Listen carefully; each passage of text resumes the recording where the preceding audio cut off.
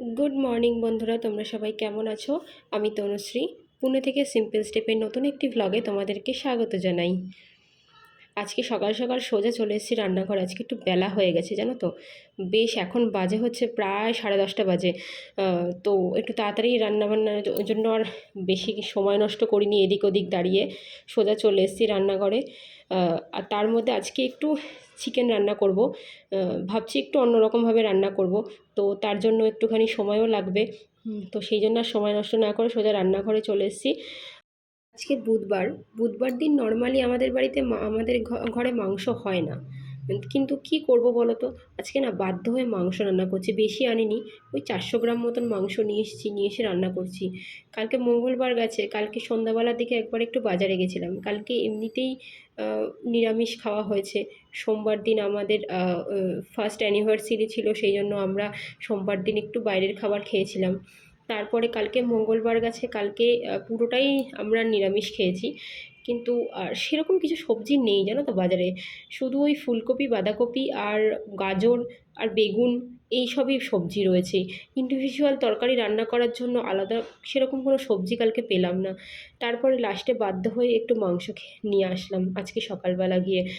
আর আমরা বাঙালিরা তো জানিই বলো, কোনো সবজিপাতি লাগে না যদি মাংস হয়। একটু ডাল, একটু ভাজা আর একটু মাংস হলে পুরো খাওয়াটাই হয়ে যায় আমাদের। তাই জন্য আমি ভাবলাম সেরকম যখন তরকারি কিছু নেই, তাহলে একটু মাংস করি, তাহলেই হয়ে যাবে। আর একটু ডাল আলু ভাজা করে নেবো, তাহলেই হয়ে যাবে। তাই জন্য দেখো আমি আগে আগে যে কঠিন কাজটা সেটাই আগে করে ফেললাম। আজকে ভাবছি একটু অন্যরকম করে চিকেনটা বানাবো। একটু ভাবলাম হায়দ্রাবাদি চিকেন বানাবো। সেই জন্য ধনেপাতাটা আমি কালকে নিয়ে এসেছিলাম বাজার থেকে। আর এক আঁটি ধনেপাতা এখানে 20 টাকা নিয়েছে কালকে। ও হ্যাঁ, এখানে আমি বলে রাখি, পুরোপুরি হায়দ্রাবাদি চিকেন মশলা আমি এখানে বানাচ্ছি না, তার কারণ সব রকম উপকরণ আমার কাছে নেই হায়দ্রাবাদি চিকেন মশলা তৈরি করার জন্য। কিছুটা হায়দ্রাবাদি চিকেন মশলার আমি ছোঁয়া নিয়েছি, আর বাকিটা নিজের মতন করে কিছু রান্না মানে করছি। দেখো আমি এই চিকেনটার মধ্যে এবার যেগুলো যেগুলো নর্মালি হায়দ্রাবাদি চিকেন মশলার ম্যারিনেশনে করে, সেটা ম্যারিনেশনটা আমি সেমই করার চেষ্টা করেছি। শুধু একটা জিনিস করিনি, সেটা হচ্ছে কাঁচা পেঁয়াজ কেটে আমি কিছুটা আদা রসুন লঙ্কা বাটার মধ্যে দিয়ে দিয়েছিলাম, দিয়ে তারপরে আবার একবার ঘুরিয়ে নিয়েছিলাম। এই জিনিসটা হায়দ্রাবাদি চিকেন মশলায় কিন্তু করে না, তবু কিন্তু আমি একটু করলাম। এই চিকেন রেসিপিটার মধ্যে যেটা করে সেটা হলো পুরো পেঁয়াজগুলোকেই পাতলা করে কেটে ভালো করে বেরেস্তার মতন করে ভেজে গুঁড়ো করে তারপরে ম্যারিনেশনের সাথে ভালো করে মিশিয়ে দেয়। কিন্তু এটা আমি অল্প কিছুটা ভাজবো বেরেস্তার মতন করে, আর বাকিটা আমি একটুখানি পেস্টের মধ্যে দিলাম। তার কারণ মাংসের ঝোলটা একটুখানি গাঢ় হবে, সেই কারণে দিলাম। আর এরপরে দেখো আমি যা যা দেবো সেগুলো সেগুলো সবই দেয়, যেমন ধনেপাতা আমি দিচ্ছি এখন। ধনেপাতাটা দেয় বেশি বেশি বেশি করেই ধনেপাতা ম্যারিনেশনের সময় দেয়। এটা খুব সুন্দর গন্ধ আসে এটার জন্য। তারপরে যেটা দেয় সেটা হচ্ছে দই। ও হ্যাঁ, হায়দ্রাবাদি চিকেন মশলাটা আরেকটা জিনিস, সেটা হচ্ছে ম্যারিনেশনের সময় ওরা যেটা বলে সেটা হচ্ছে একদম যেন জল না থাকে। এরপরে আমি দই দিয়ে দিচ্ছি। দইটার মধ্যেও যাতে জল না থাকে সেটাই দেখার বিষয়। একটু জল জল থাকলে কি হয়, পুরো ম্যারিনেশন করার পরে জল কাটতে শুরু করে দেয়। সেই কারণে জলটা যাতে না থাকে সেটার চেষ্টা করতে হবে। ভালো করে চিকেনের সাথে মাখিয়ে নিয়ে তারপরে এটাকে 1-1.5 ঘন্টার মতন করে রেস্ট করে রাখলেই চলে যাবে। আমি আমার মতন করে 1 ঘন্টা রাখবো এটাকে এবার। তারপরে আমি বাকি রান্নাটা করব।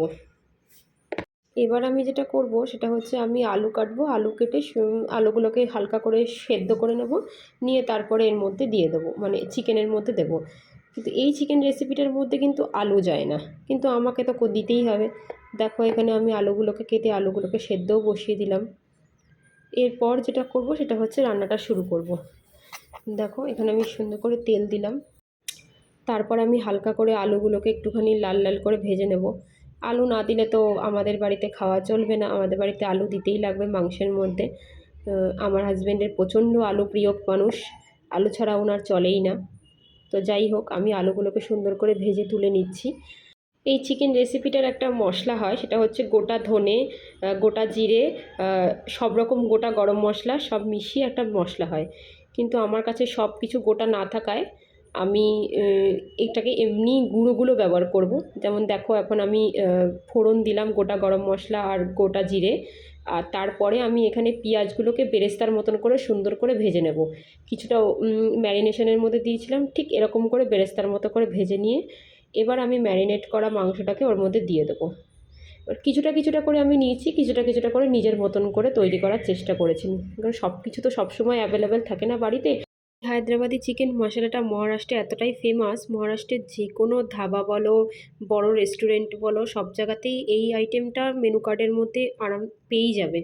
এরপর আমি একটু হলুদ গুঁড়ো দিলাম, কাশ্মীরি লঙ্কার গুঁড়ো দিয়ে দিলাম, তারপরে দিলাম ধনে গুঁড়ো, আর এই হচ্ছে জিরে গুঁড়ো, সব মিলিয়ে মিশিয়ে তারপরে এবার আমি কষাতে দেবো।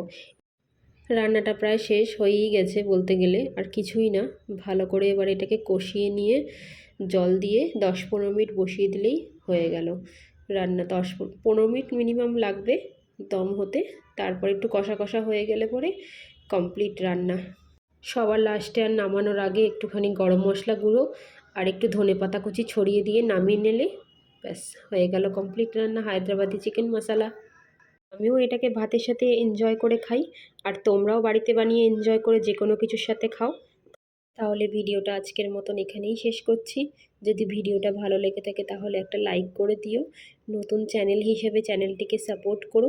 সকলে ভালো থেকো, সুস্থ থেকো। আজকের মতন টাটা।